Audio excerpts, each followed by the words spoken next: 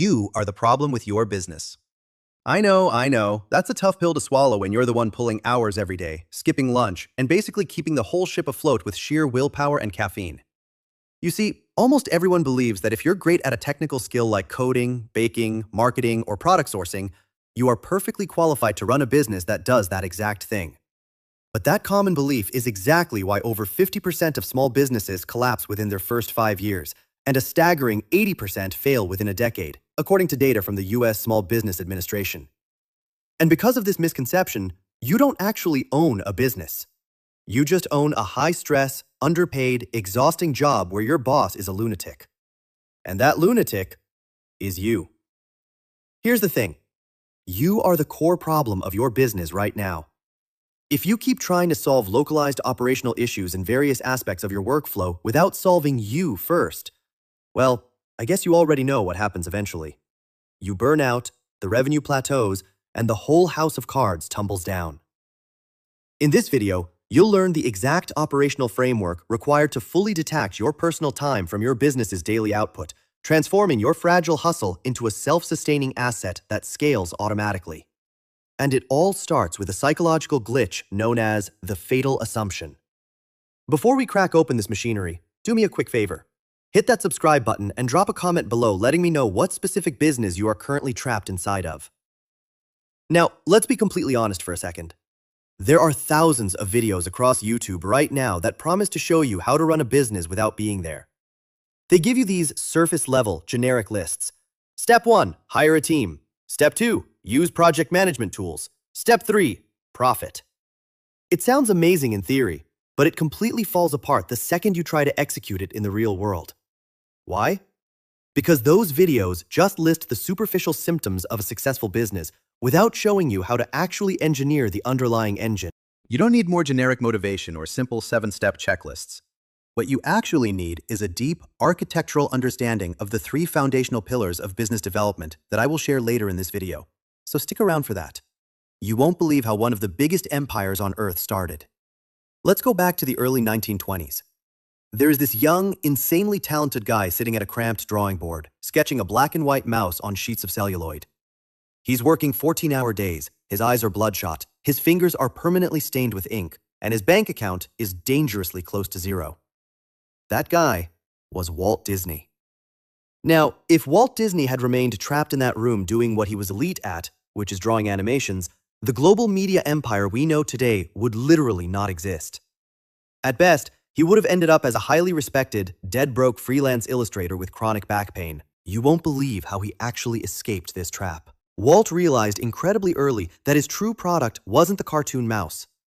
The product was the studio that created the cartoon mouse. He deliberately shifted his entire identity from being the chief animator, which is the technician, to becoming the architect of an entertainment production system. He stopped focusing on how to draw better lines himself and started focusing on how to build an organizational machine that could produce world-class animation consistently, regardless of who was holding the pencil. Think about it. Walt Disney passed away in 1966. Yet decades later, the enterprise he built continues to generate billions of dollars in highly predictable revenue every single quarter. The machine doesn't care that the founder isn't in the room, because still, they produced several blockbuster animations such as Frozen, Moana, and the recent Zootopia 2, which, by the way, is quite an intriguing watch if you ask me. But enough about that. Back to reality. Throughout this video, you are going to learn the exact structural framework and systems that Walt Disney accidentally mastered and how Michael Gerber codified it in his legendary book, The E-Myth Revisited. By the time we're done, you'll see precisely how to apply these identical principles to your own businesses. To understand why you're stuck, we have to look at the psychology of what Gerber calls the fatal assumption. The assumption goes like this. If I understand how to do the technical work of a business, I understand how a business that does technical work operates. No, not even close. This is a massive intellectual error. Let's use a simple analogy. Imagine an elite pastry chef who bakes the most incredible, flaky croissants in town. She decides to quit her job at a bakery and open her own standalone shop. She assumes that because she knows how to bake, she knows how to run a bakery. But within 3 weeks, she's no longer baking. She's staring at a broken industrial oven, screaming at an ingredient supplier who shipped expired butter, chasing down late invoices, trying to figure out local commercial tax codes, and sweeping the floors at 11 p.m. This is where it gets interesting. Knowing how to bake a croissant is a technical skill. Knowing how to acquire 500 customers a day at a $3.50 customer acquisition cost, optimizing inventory turnover so raw flour doesn't rot in the back room, and maintaining a net profit margin above 15%. That is a business skill. When you start a business based purely on your technical capability, you don't create an enterprise. You create a trap where your technical skill forces you to work longer hours for less money than you ever did at your day job. You become a slave to your own capabilities. According to the E-Myth Revisited, anyone who starts a business is forced to live with 3 completely conflicting personalities inside their own head. And the constant psychological warfare between these 3 roles is exactly why you feel so scattered every single morning. Let's break down the trio. Role 1, the entrepreneur. This is your internal visionary, the strategist, the dreamer. The entrepreneur lives exclusively in the future. They are obsessed with scale, leverage, identifying market gaps, and asking, how must the business work? They look at the business as a grand experiment or a chessboard. Role 2, the manager. This is your internal pragmatist. The manager lives in the past. They are obsessed with order, predictability, tracking metrics, organizing files, and cleaning up the mess the entrepreneur leaves behind. Managers love systems because systems reduce chaos. Think about McDonald's. The genius of McDonald's was never burgers. You won't believe this, but many gourmet restaurants make far better burgers. The real genius was systems. A teenager with 2 weeks of training can produce almost the exact same customer experience in thousands of locations worldwide. Why? Because the business was systemized. Everything is documented: the frying time, the customer greeting, the kitchen layout, the inventory flow. That's management. Role 3, the technician. This is your internal doer, the tinkerer, the craftsman. The technician lives strictly in the present moment. They absolutely hate meetings, strategies, and abstract long-term goals. Their motto is, if you want it done right, do it yourself. They are happiest when their head is down, focusing intensely on the immediate task at hand. Now, in a perfectly balanced, healthy world, a business owner would allocate their mental energy equally among these 3 archetypes. But in reality, the typical small business owner is 70% technician, 20% manager, and maybe 10% entrepreneur. You need to know this. Your inner technician is a control freak. When the business experiences growing pains, the technician's immediate instinctual response is simply to work harder. I'll just put in a 20-hour per day. I'll just write more scripts, source more products, or handle more support tickets myself. But you cannot brute force your way to scale. If your business depends entirely on your manual labor to generate its next dollar of revenue, your growth rate is hard capped by the laws of physics, specifically the number of hours in a day. You have built a business around a single, massive point of failure. And this leads to one of the most crucial and important phases you must understand in respect to all business. Every business that survives goes through 3 distinct evolutionary phases. If you don't recognize which phase you're currently stuck in, you're flying blind. Phase 1, infancy. This is the master and servant phase. In infancy, you and your business are completely identical. You are the marketer, the fulfillment team, the accountant, and the janitor. The business is powered entirely by your personal adrenaline. This phase ends abruptly when the technician can no longer keep up with the volume of work. Customers start getting angry, emails get missed, and you realize that if you take a single day off to recover from burnout, your income drops straight to absolute zero. Phase 2, adolescence. Driven by sheer panic, you enter adolescence. This is the precise moment you decide to hire people to help handle the load. But because your inner technician still doesn't know how to delegate effectively, your management style becomes what Gerber calls management by abdication. You hire a virtual assistant or a customer service rep, toss a chaotic pile of unorganized tasks onto their desk, and say, "Here, you handle this. I don't want to deal with it anymore." Then you go back to doing your favorite technical tasks. Predictably, because you didn't give them a clear system, they make mistakes. The technician inside you panics, screams, "See? No one can do it as well as me!" Fires them, pulls the work back onto your own plate, and slides right back down into infancy. It's a vicious, exhausting cycle. Phase 3. Maturity. Mature businesses do not evolve from infancy or adolescence by accident. They are built entirely on a foundation of deliberate systems. A mature business knows exactly how it got to where it is and precisely what it needs to do next to scale. Maturity means the founder can step completely away from the daily operations because the business is explicitly engineered to run without them. The founder's daily focus shifts from working in the business to working on the business. If you've made it this far, congratulations! And as promised, here are the 3 foundational pillars of business development. Let's dive in.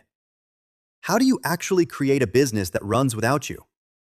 Because saying delegate more is easy, but delegate what exactly? To who? Using which process? Measured how? That's where most advice collapses. So let's go deeper. To build a business that works so you don't have to, you must systematically build 3 distinct types of infrastructure, which I refer to as hard systems, soft systems, and information systems. Let's look at exactly how these work together to scale your operation. 1. Hard systems. Hard systems are the non-living, inanimate components of your enterprise. This includes your software stacks, automated email sequences, physical tools, warehouse layouts, and digital routing pipelines. For instance, if you run an e-commerce brand, a hard system is a fully automated inventory alert trigger. You don't manually check stock levels every morning. Instead, you write an automated script inside your inventory management tool that instantly emails your supplier with a pre-formatted purchase order the exact millisecond your stock drops below 45 days of sales velocity. That is a hard system, running silently in the background while you sleep. 2. Soft systems. Soft systems encompass the actions, scripts, standard operating procedures, SOPs, and behavioral workflows executed by human beings. The core goal of a soft system is to make human performance completely uniform, highly predictable, and independent of individual talent. If you have a customer service agent handling complaints, you do not let them wing it. You build a definitive, step-by-step SOP matrix. It clearly dictates, if a customer emails about a broken item, reply with template X within 4 hours, issue a refund via platform Y, and tag the inventory log using protocol Z. You are effectively programming the role just like software code. This ensures that any average person you hire can execute the task to your exact standards from day one. 3. Information systems. The information systems are the diagnostic trackers that tell you whether your hard and soft systems are actually working properly. This is the dashboard of your business. It tracks raw data, key performance indicators, KPIs, conversion funnels, and cash flow metrics.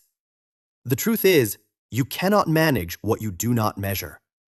An information system means you don't guess if marketing is doing well. Instead, you look at a unified, automated dashboard every Friday morning that shows you your exact customer acquisition cost, CAC, lifetime value, LTV, and refund rate. If a metric spikes outside of your defined thresholds, you know exactly which system is breaking without having to micromanage your team. Once these 3 systems are fully integrated into your workflow, something incredible happens to the mathematics of your business model. Your growth completely decouples from your linear time. Let's look at the basic math of a typical technician-led business. Your revenue equals your personal hours worked multiplied by your hourly efficiency. Under this equation, your business can never truly scale because your hours are finite. You hit an absolute ceiling very quickly. But when you shift to a systems-dependent model, the mathematical equation changes entirely where scaling equals the number of system repetitions multiplied by system predictability. Now, your revenue is no longer constrained by your personal time. If you want to double your business's output, you don't double your own working hours. You simply duplicate the systems. You add another automated pipeline, clone your existing SOPs for a new market, or hire another average operator to run the proven playbook you built. Also, your primary job shifts entirely. You are no longer a technician producing a service. You are an entrepreneur optimizing an engine that generates cash flow. That is how you transform a fragile small business into an enterprise that can scale infinitely. Now let me give you something practical that you can start right now. If you want to start transforming your business immediately, do these 5 things. First, write down every recurring task you personally handle in 1 week. Everything.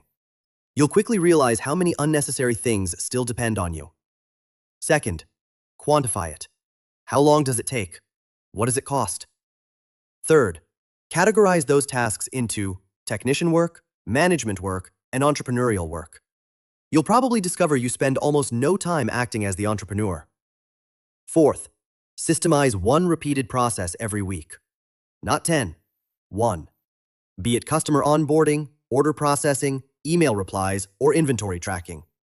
Consistency beats intensity. Fifth, train people using systems instead of memory. If your employee must constantly ask you questions, the system is incomplete. Look, let's be completely real here. Building systems is not easy.